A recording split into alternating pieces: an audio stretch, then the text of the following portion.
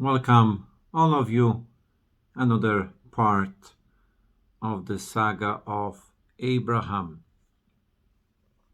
Genesis chapter 17.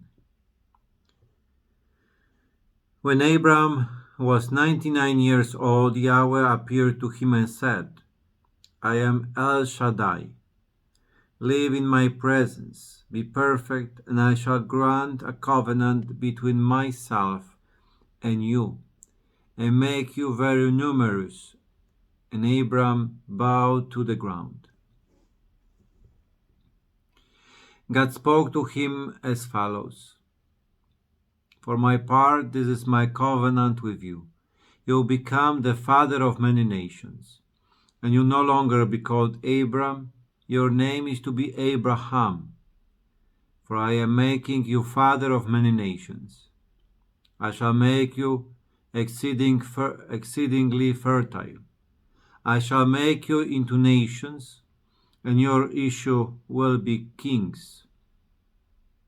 And I shall maintain my covenant between myself and you, and your descendants after you, generation after generation, as a covenant in perpetuity, to be your God, and the God of your descendants after you.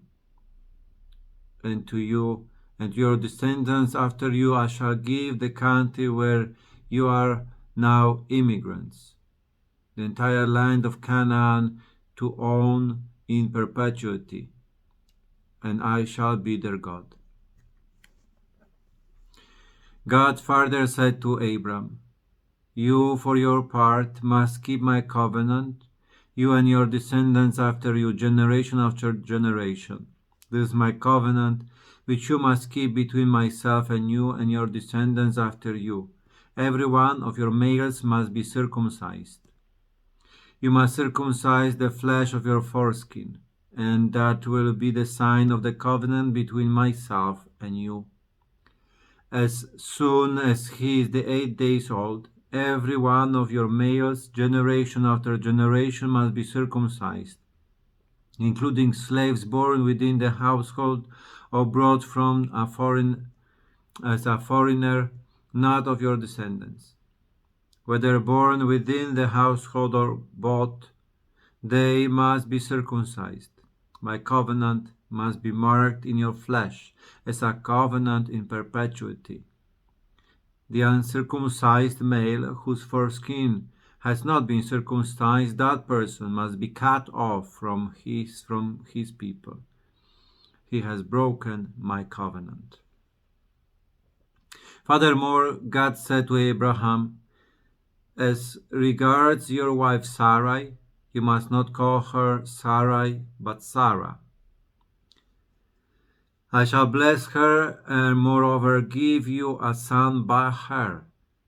I shall bless her, and she will become nations. Kings of people will issue from her. Abraham bowed to the ground, and he laughed, thinking to himself, Is a child to be born to a man 100 years old, and will Sarah have a child at the age of 90? Abraham said to God, May Ishmael live in your presence. That will be enough. But God replied, Yes, your wife Sarah will bear you a son whom you must name Isaac, and I shall maintain my covenant with him, a covenant in perpetuity, to be his God and the God of his descendants after him.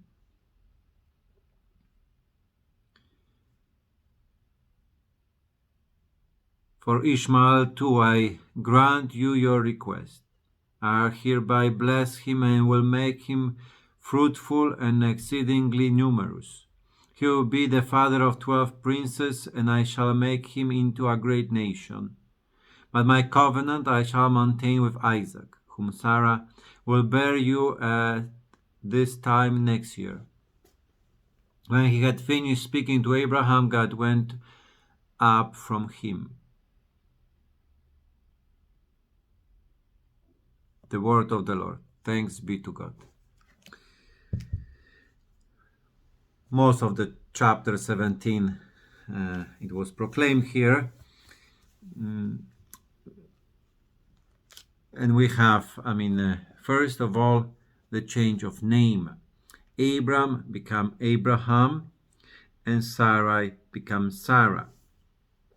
And once again, probably you cannot see it properly, but the difference in the names in Hebrew, it is just one letter in the name. There have been one letter added to the name.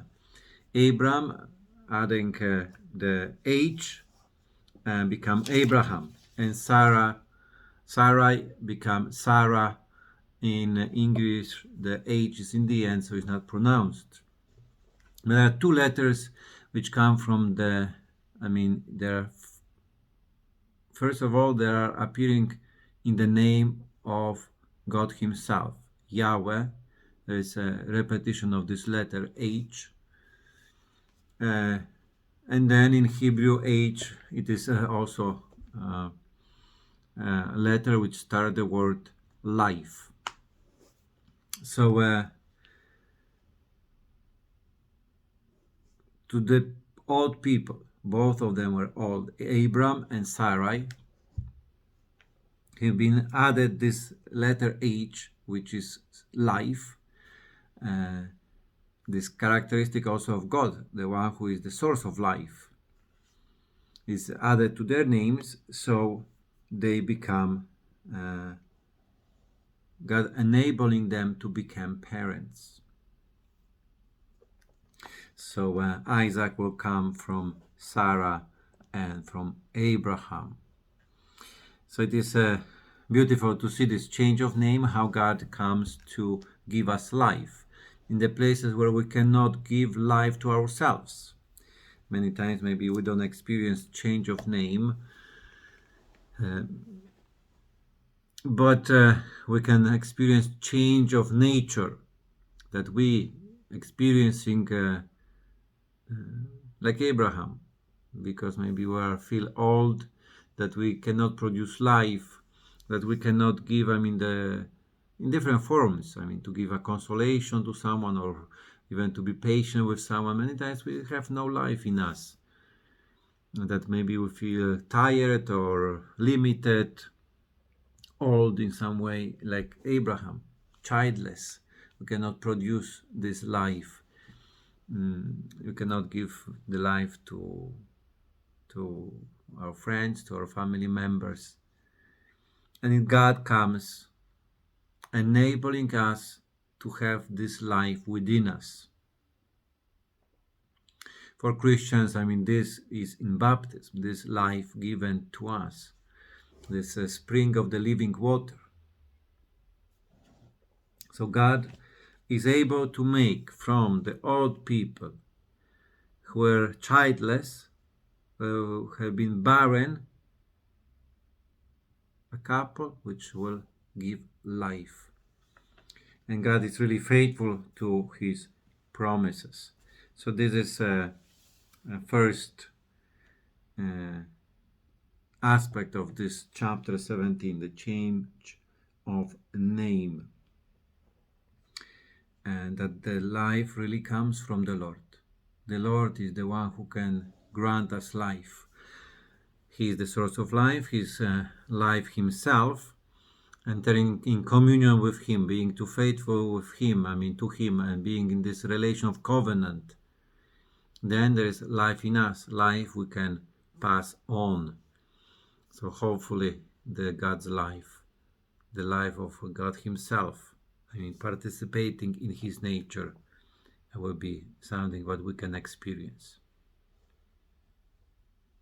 That will be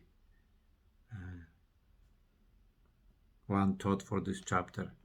The next video, another thought. Have a great day.